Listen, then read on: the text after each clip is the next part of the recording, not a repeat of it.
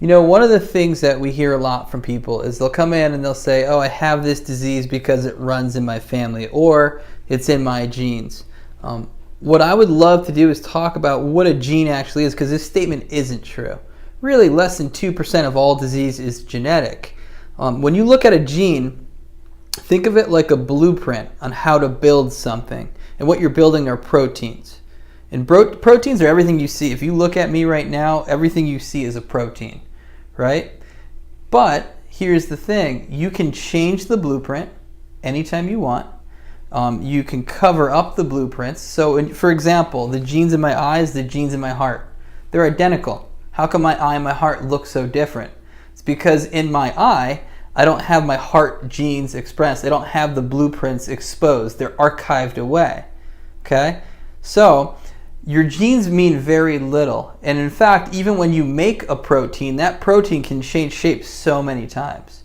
So here's where we stand. You have genes, which are blueprints, which are only exposed when you put yourself in a certain environment.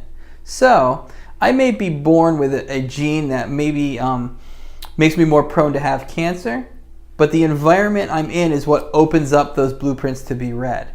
And even still, once those blueprints are made and those proteins are made, my body can still change the protein even after it's made.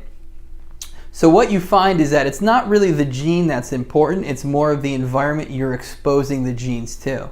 So really focusing on eating healthy foods, positive mindset, and the most important thing is having a clear nervous system by having your spine in alignment, especially the top bone of your neck called your atlas.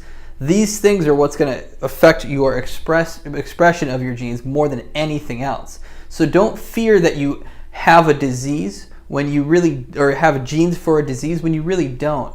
What you have is an environment that either expresses health or an environment that expresses sickness, and you have total choice over that.